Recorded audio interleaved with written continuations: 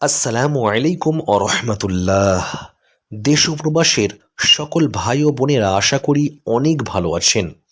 তারাবির নামাজের 4 রেখাতের বৈঠকের পরে দুটি হাত উত্তোলন করে মোনাজাতে একটি দোয়া পাঠ করতে হয়। এই দোয়াটি সম্পর্কে আমরা অনেকেই অবগত নেই। এই দোয়াটিকে জানতে আজকের এই ভিডিওটিকে প্রথম থেকে শেষ পর্যন্ত দেখতে থাকুন, তাহলেই আমরা জানতে পারবো যে দোয়াটি কি। প্রিয় দর্শক মণ্ডলী, রসুলে করিম রউফুর রহিম সাল্লাল্লাহু আলাইহি ওয়াসাল্লাম আমাদেরকে একটি দোয়া শিখিয়েছেন। প্রত্যেক তারাবির নামাজের 4 রেকাতের পরে পরে এই দোয়াটিকে হাত উত্তোলন করে আল্লাহ রাব্বুল আলামিনের কাছ থেকে জাহান্নাম থেকে নাজাত ও জান্নাত লাভের জন্য এই দোয়াটিকে পাঠ করা হয়। যদি কোনো ব্যক্তি এই দোয়াটিকে পাঠ করে, তবে আল্লাহ পাক যদি তার প্রতি রাজি খুশি হয়ে যায়, তাহলে আল্লাহ পাক তার জন্য জাহান্নামকে হারাম করে দেয় এবং জান্নাত ওয়াজিব করে দেয়। সুবহানাল্লাহ। তাই আমরা প্রত্যেকেই তারাবির নামাজেতে এই দোয়াটিকে অবশ্যই যেন পাঠ করি, তাহলেই ইনশাআল্লাহ আমাদের প্রতি জাহান্নামের আগুন হারাম হবে ও জান্নাত ওয়াজিব হয়ে যাবে।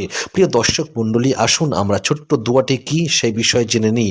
ছোট্ট দোয়াটি হলো, আল্লাহুম্মা ইন্না নাসআলুকাল জান্নাতা ওয়া নাউযু বিকা মিনান নার ইয়া খালিকাল জান্নাতি ওয়ান নার বিরহমাতিকা ইয়া আজিজু ইয়া গফফারু ইয়া করিমু ইয়া সাত্তারু ইয়া রহিমু ইয়া জব্বারু ইয়া খালিকু ইয়া বার। আল্লাহুম্মা আজিরনা মিনান নার ইয়া মুজিরু ইয়া মুজিরু ইয়া মুজিরু বিরহমাতিকা ইয়া আরহামার রাহিমিন। ঠিক এইভাবেই প্রত্যেক 4 রাকাতের পরে পরে 2 রেকাত করে তারাবির নামাজ পড়তে হবে। 4 রেকাতে বৈঠকে বসে এই দোয়াটিকে হাত উত্তোলন করে পাঠ করতে হবে। তাহলে আমার উপরে, আপনার উপরে এবং আমাদের সকলের উপরে জাহান্নামের আগুন হারাম হয়ে যাবে ও জান্নাত ওয়াজিব হয়ে যাবে। সুবহানাল্লাহ। তাই আমরা সকলে এই দোয়াটিকে পাঠ করব ইনশাআল্লাহ। প্রিয় দর্শক, তার সাথে সাথে আজকের এই ভিডিওটি এতদূর পর্যন্ত।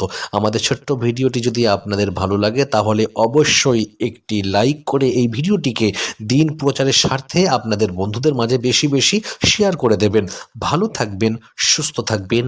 আল্লাহ হাফিজ।